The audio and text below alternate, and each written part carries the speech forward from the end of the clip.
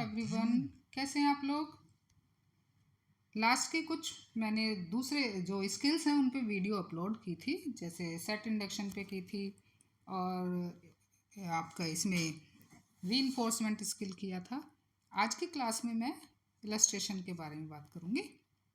कई बार क्या होता है कि क्लास में टीचर जब बच्चे को पढ़ा रहा होता है तो उस टॉपिक को बच्चा उतना इजीली समझ नहीं पाता है या बच्चे को उसे समझने में कठिनाई आती है।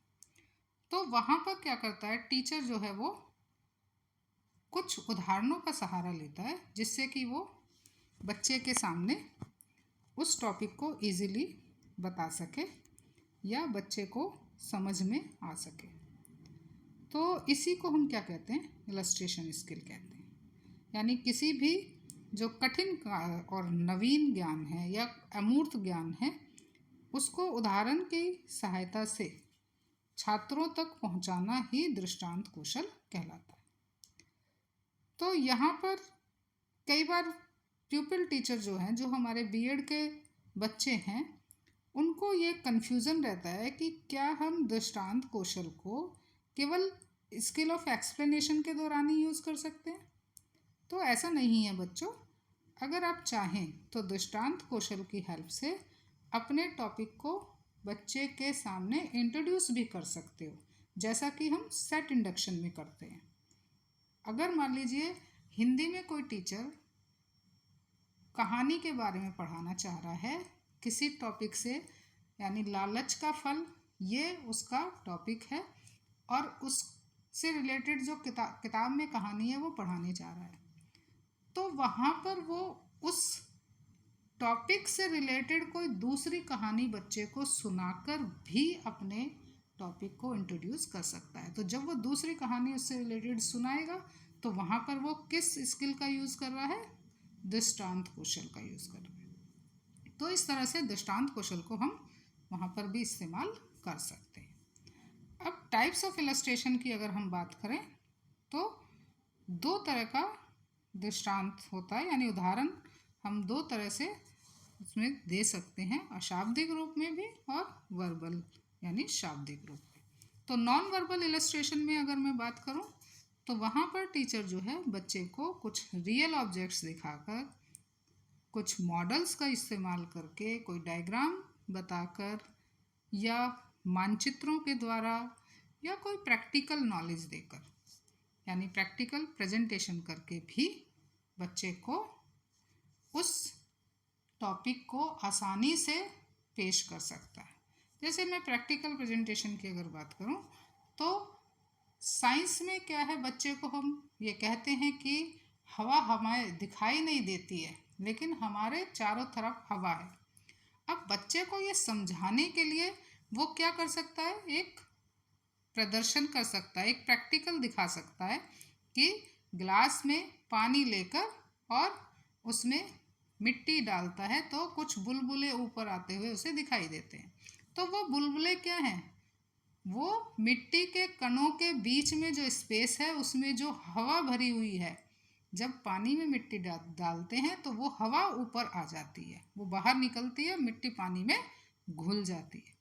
तो ये प्रेजेंटेशन देकर जो बच्चे को ये बता रहे हैं कि हमारे चारों तरफ हवा है या इसमें एयर है बट दिखाई नहीं दे रही है, तो ये इस प्रैक्टिकल प्रेजेंटेशन से बच्चे को आसानी से वो समझ में आ सकता है।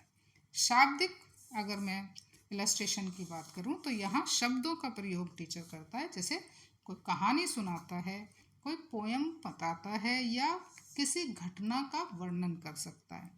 तो इस तरह से ये शाब्दिक इलस्ट्रेशन है। इम्पॉर्टेंस की अगर हम बात करें इलस्ट्रेशन स्किल की, तो सबसे पहले इम्पॉर्टेंट तो ये इम्पॉर्टेंस यही है कि ये बच्चे की अटेंशन को अट्रैक्ट करता है। जब बच्चा कंटेंट को समझ नहीं पाता है, टॉपिक को समझ नहीं पा रहा है, उसे परेशानी आ रही है, तो बच्चा क्या है, अपना ध्यान इधर उधर कर लेता है।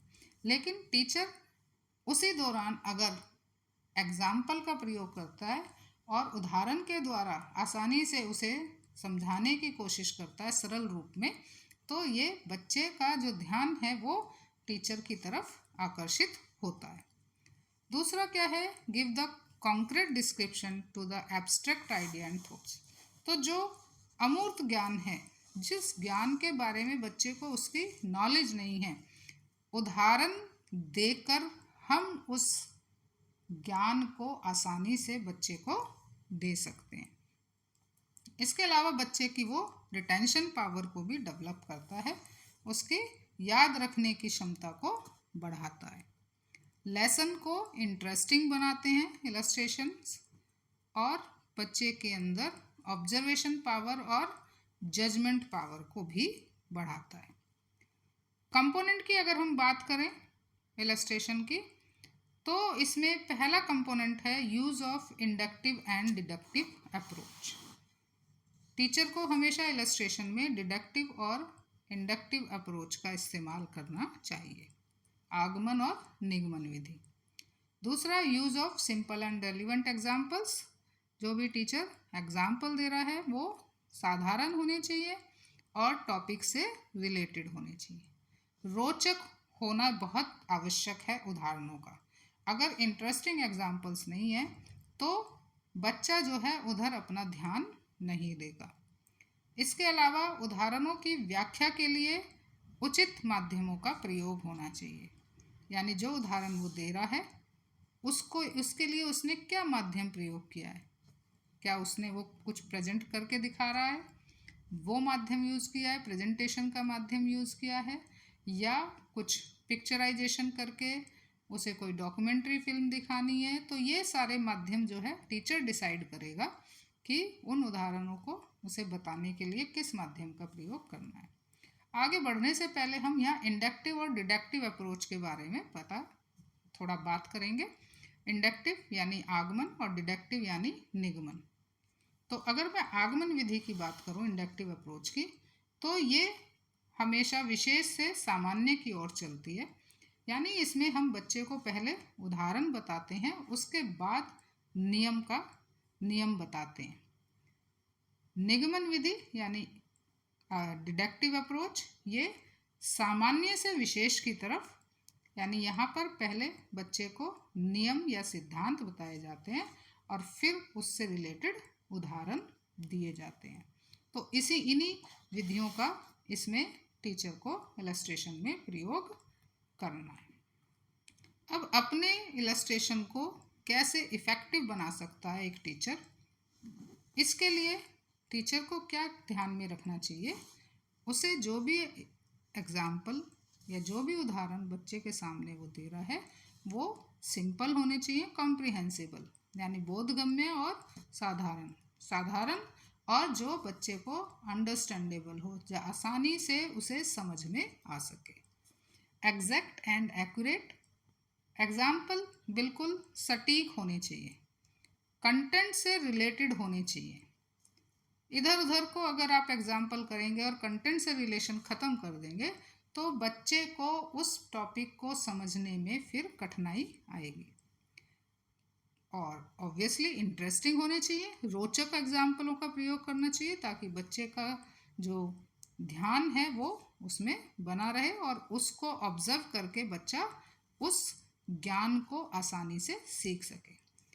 जब भी उदाहरण का प्रयोग टीचर को करना है तो वो उतने ज़्यादा लेंदी नहीं होने चाहिए। अगर ज़्यादा लेंदी होते हैं तो बच्चा उसमें बोरियत महसूस करता है और वो सरलता से ज्ञान की तरफ नहीं बढ़ पाता है। सूटेबल टाइम यानी किस टाइम पर उदाहरण का प्रयोग करना है ये टीचर को डिसाइड करना चाहिए। जहाँ पर आवश्यकता है वहीं उसी समय पर टीचर को उदाहरण देना चाहिए। इसके अलावा प्लान बिफोर यानी पहले से ही प्लानिंग होनी चाहिए टीचर की कि एक्सप्लेनेशन के दौरान किस टॉपिक से रिलेटेड कौन सा उदाहरण बच्चे के सामने टीचर को बताना है। ये प्लानिंग पहले से ही होनी चाहिए। अगर ये प्लानिंग पहले से ही टीचर करके आया है तभी उसका इलस्ट्रेशन इफ़ेक्टिव हो सकता है। तो आज मैंने ये इलस्ट्रेशन स्किल के बारे में आपको बताया है। आई थिंक आपको समझ में आया होगा। समझ में आया है तो बच्चों इसे लाइक करिए, शेयर करिए कमेंट भी ज़रूर करा करिए। और अगर आप चैनल पे नए हैं तो सब्सक्राइब करना ना भूलें। थैंक यू, धन्यवाद।